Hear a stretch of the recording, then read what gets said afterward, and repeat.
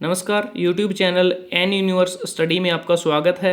आज हम इस वीडियो में डिस्कस करेंगे वाटर पंप ऑपरेटर ग्रेड 2 के लिए 7 मई 2017 को हुई लिखित परीक्षा में हरियाणा राज्य से संबंधित पूछे गए प्रश्नों के बारे में। इस परीक्षा में 100 क्वेश्चन थे, प्रत्येक क्वेश्चन 2 नंबर का था, 200 नंबर की परीक्षा थी और इस परीक्षा में 100 क्वेश्चन में से 25 क्वेश्चन हरियाणा राज्य से संबंधित पूछे गए हैं। उन 25 क्वेश्चनों के बारे में हम इस वीडियो में डिस्कस करेंगे। पहला प्रश्न है, स्थल बोहर में किस ऋषि का मठ है? ऑप्शन है पहला कपिल, दूसरा च्यवन, तीसरा वेदव्यास और चौथा मस्तनाथ। तो इस प्रश्न का सही उत्तर है ऑप्शन डी, मस्तनाथ। क्योंकि ये जो जगह थी ये नाथ धर्म से संबंध रखती थी और यहाँ पे गोरखनाथ को अपना पहला प्रथम गुरु मानते हैं और यह रोहतक जिले में अवस्थित इस स्थल की प्रसिद्धि मठ आश्रम के कारण ही है। अगला प्रश्न है, पैरों में पहने जाने वाले आभूषण किस धातु से बनते हैं? पहला ऑप्शन है चांदी के, दूसरा ऑप्शन लोहे के, तीसरा ऑप्शन सोने के और चौथा ऑप्शन तांबे के। तो इस प्रश्न का सही उत्तर है ऑप्शन ए, चांदी के। अगला प्रश्न है, हरियाणा का राजकीय खेल कौन सा है? पहला ऑप्शन है क्रिकेट, दूसरा ऑप्शन है कबड्डी, तीसरा ऑप्शन है कुश्ती और चौथा ऑप्शन है हॉकी। तो इस प्रश्न का सही उत्तर है हरियाणा राज्य का राजकीय खेल कुश्ती है, ऑप्शन सी। अगला प्रश्न है, संस्कृत ग्रंथ श्री भक्त फूल सिंह चरित्रम के लेखक कौन हैं? संस्कृत ग्रंथ श्री भक्त फूल सिंह चरित्रम के लेखक कौन हैं? इस प्रश्न का जो ऑप्शन हमें दे रखे हैं, पंडित विद्यानिधि, दूसरा ऑप्शन रामचंद्र, तीसरा ऑप्शन छज्जूराम शास्त्री, चौथा ऑप्शन जयराम शास्त्री। तो इस प्रश्न का सही उत्तर है ऑप्शन ए, पंडित विद्यानिधि। अगला प्रश्न है, हरियाणा के प्रथम गैर कांग्रेसी मुख्यमंत्री कौन थे? हरियाणा के प्रथम गैर कांग्रेसी मुख्यमंत्री कौन थे? पहला ऑप्शन है चौधरी बंसीलाल, दूसरा ऑप्शन है राव वीरेंद्र सिंह, तीसरा ऑप्शन चौधरी देवीलाल और चौथा ऑप्शन पंडित भगवत दयाल शर्मा। तो इस प्रश्न में जो दो मुख्यमंत्री के नाम है बंसीलाल और भगवत दयाल शर्मा, ये शुरू में कांग्रेस पार्टी से संबंधित थे और राव वीरेंद्र सिंह जो हरियाणा के दूसरे मुख्यमंत्री थे, इनकी पार्टी का नाम विशाल हरियाणा पार्टी था और ये देवीलाल से पहले हरियाणा के मुख्यमंत्री बने थे। तो इसका मतलब कि जो राव वीरेंद्र सिंह हैं ये हरियाणा के पहले गैर कांग्रेसी मुख्यमंत्री थे, विशाल हरियाणा पार्टी से संबंधित थे और इनका कार्यकाल 24 मार्च 1967 से 2 नवंबर 1967 तक रहा और 224 दिन तक इन्होंने हरियाणा में मुख्यमंत्री के पद पर कार्य किया। अगला प्रश्न है, मेवात में बोली जाने वाली हरियाणवी में किस बोली का प्रभाव नहीं है? पहला ऑप्शन है बांगरू, दूसरा ऑप्शन पंजाबी, तीसरा ऑप्शन राजस्थानी और चौथा ऑप्शन ब्रज। तो इस प्रश्न का सही उत्तर है मेवात में बोले जाने वाली हरियाणवी भाषा में पंजाबी का प्रभाव नहीं है, ऑप्शन बी। अगला प्रश्न है, पलवल को जिले का दर्जा किस वर्ष मिला? पलवल को जिले का दर्जा किस वर्ष मिला? ऑप्शन है पहला 2008 में, दूसरा ऑप्शन वर्ष 2005 में, तीसरा ऑप्शन वर्ष 2007 में और चौथा ऑप्शन वर्ष 2006 में।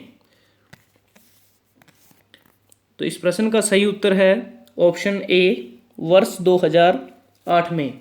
पलवल को 15 अगस्त 2008 को हरियाणा का 21वां राज्य बनाया गया। अगला प्रश्न है, सदा बहने वाली नदी कौन सी है? तो इस प्रश्न का सही उत्तर ऑप्शन हमारे पास है, पहला ऑप्शन है सरस्वती, दूसरा ऑप्शन साहिबी, तीसरा ऑप्शन मारकंडा और चौथा ऑप्शन है यमुना नदी। तो इस प्रश्न का सही उत्तर है सदा बहने वाली नदी हरियाणा में, ऑप्शन डी, यमुना नदी है। अगला प्रश्न है, सिरसा की मंजियाना परियोजना किस मिशन के तहत आती है? ऑप्शन है पहला मुर्गी पालन, दूसरा पशुपालन, तीसरा मत्स्य पालन और चौथा बागवानी। तो इस प्रश्न का सही उत्तर है सिरसा की मंजियाना परियोजना बागवानी मिशन के तहत आती है, ऑप्शन डी। अगला प्रश्न है, हरियाणवी मुहावरा चिलम भरना का क्या अर्थ है? ऑप्शन ए, हुक्का तैयार करना, ऑप्शन बी, बच्चों से काम लेना, ऑप्शन सी, खुशामद करना, ऑप्शन डी, अच्छे काम करना। तो इस प्रश्न का सही उत्तर है ऑप्शन सी, खुशामद करना। अगला प्रश्न है, कंडुला आभूषण महिलाएं शरीर के किस अंग में पहनती हैं? पहला ऑप्शन है उंगली में, दूसरा ऑप्शन गले में, तीसरा ऑप्शन बाजू में, चौथा ऑप्शन पैर में। तो इस प्रश्न का सही उत्तर है ऑप्शन ए उंगली में, क्योंकि ये हाथ में डालने वाला आभूषण होता है। अगला प्रश्न है स्वामी दयानंद सरस्वती ने रेवाड़ी पहुंचने पर सर्वप्रथम क्या प्रारंभ किया? स्वामी दयानंद सरस्वती ने रेवाड़ी पहुंचने पर सर्वप्रथम क्या प्रारंभ किया? स्वामी दयानंद सरस्वती राव युधिष्ठिर के निमंत्रण पर 1880 में रेवाड़ी आए थे और वहाँ उन्होंने सबसे पहले गौशाला की स्थापना की और यह गौशाला उत्तर भारत की पहली गौशाला थी। अगला प्रश्न है दारूहेड़ा औद्योगिक क्षेत्र किस राजमार्ग पर स्थित है? पहला ऑप्शन है दिल्ली से रोहतक, दूसरा ऑप्शन दिल्ली से आगरा, तीसरा ऑप्शन दिल्ली से जयपुर, चौथा ऑप्शन दिल्ली से अंबाला। तो इस प्रश्न का सही उत्तर है ऑप्शन सी दिल्ली से जयपुर राजमार्ग पर दारूहेड़ा औद्योगिक क्षेत्र स्थित है। अगला प्रश्न है सोनीपत जिले के खेड़ी गुज्जर गांव में कौन सा तीर्थ है? ऑप्शन है पहला शीतला तीर्थ, ऑप्शन बी धमतान तीर्थ, ऑप्शन सी रामदेव तीर्थ और ऑप्शन डी सतकुंबा तीर्थ। तो इस प्रश्न का सही उत्तर है सोनीपत जिले के खेड़ी गुज्जर गांव में सतकुंबा तीर्थ है, ऑप्शन डी। अगला प्रश्न है ऐतिहासिक नगर रानिया किस जिले में है? पहला ऑप्शन हमारे पास है सिरसा, दूसरा ऑप्शन भिवानी, तीसरा ऑप्शन पंचकुला और चौथा ऑप्शन हिसार। तो इस प्रश्न का सही उत्तर है ऐतिहासिक नगर रानिया हरियाणा के सिरसा जिले में है, ऑप्शन ए। अगला प्रश्न है सबसे बाद में गठित जिला कौन सा है? सबसे बाद में गठित जिला कौन सा है? पहला ऑप्शन पलवल, दूसरा ऑप्शन कैथल, तीसरा ऑप्शन मेवात और चौथा ऑप्शन पंचकुला। तो इस प्रश्न का सही उत्तर है ऑप्शन ए। इन चारों ऑप्शन में पलवल जिला सबसे बाद में गठित हुआ था, जो 15 अगस्त 2008 को हरियाणा को 21वां जिला इसको घोषित किया गया था। अगला प्रश्न है हरियाणा के किस जिले में रेलवे का वर्कशॉप है? पहला ऑप्शन है गुड़गांव, दूसरा ऑप्शन है सिरसा, तीसरा फरीदाबाद और चौथा ऑप्शन है यमुनानगर। तो इस प्रश्न का सही उत्तर है ऑप्शन डी यमुनानगर में जगाधरी में रेलवे का वर्कशॉप है। अगला प्रश्न है प्रश्न नंबर 18 मराठों तथा अहमद शाह अब्दाली के बीच हरियाणा में कौन सा युद्ध लड़ा गया? मराठों तथा अहमद शाह अब्दाली के बीच हरियाणा में कौन सा युद्ध लड़ा गया? ऑप्शन हमारे पास है पहला ऑप्शन पानीपत का दूसरा युद्ध, दूसरा ऑप्शन पानीपत का तीसरा युद्ध और तीसरा ऑप्शन पानीपत का पहला युद्ध और चौथा ऑप्शन उपरोक्त में से कोई भी नहीं। तो इस प्रश्न का सही उत्तर है ऑप्शन बी पानीपत का तीसरा युद्ध मराठों और अहमद शाह अब्दाली के बीच लड़ा गया। यह युद्ध 14 जनवरी 1761 को लड़ा गया। अगला प्रश्न है हरियाणा साहित्य अकादमी की मुख्य पत्रिका कौन सी है? पहला ऑप्शन है पांचजन्य, दूसरा ऑप्शन कायाकल्प, तीसरा ऑप्शन हरियाणा संदेश और चौथा ऑप्शन हरिगंधा। हरियाणा साहित्य अकादमी की मुख्य पत्रिका ऑप्शन डी हरिगंधा है।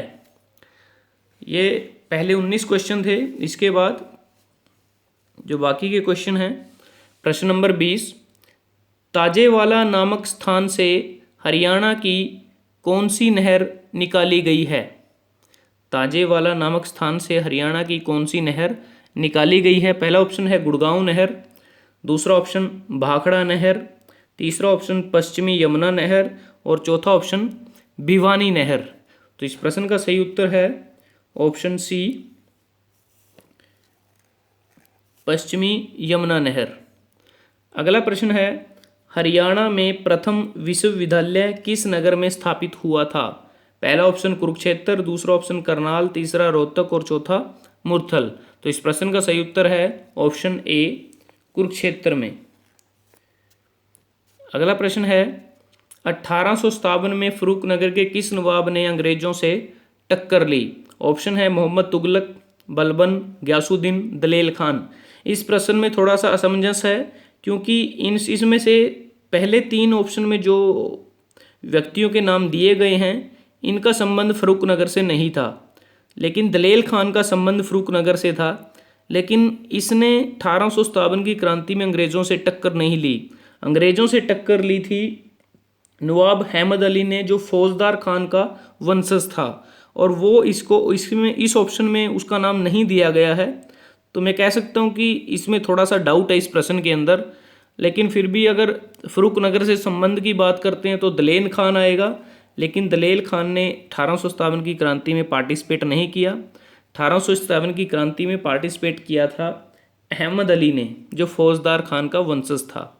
अगला प्रश्न है, प्रसिद्ध फल्गु का मेला किस स्थान पर आयोजित होता है?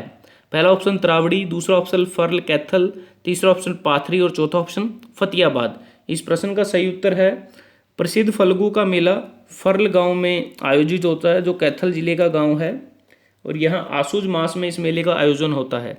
अगला प्रश्न है, सुल्तानपुर पक्षी विहार हरियाणा के किस जिले में है? पहला ऑप्शन गुड़गांव, दूसरा ऑप्शन रोहतक, तीसरा ऑप्शन पंचकुला और चौथा ऑप्शन फरीदाबाद। सुल्तानपुर पक्षी विहार हरियाणा के गुड़गांव जिले में है। सो दोस्तों, अगर आपको ये वीडियो अच्छा लगा, आप इसको लाइक कर सकते हैं, शेयर कर सकते हैं फेसबुक, ट्विटर, व्हाट्सएप पे अपने दोस्तों के साथ, फ्रेंड्स के साथ, और एन यूनिवर्स स्टडी को सब्सक्राइब करना ना भूलें। और इस चैनल को देखते रहिए, आगे भी आपको इस तरह की वीडियो देखने को मिलेंगी। धन्यवाद, आपका दिन शुभ रहे।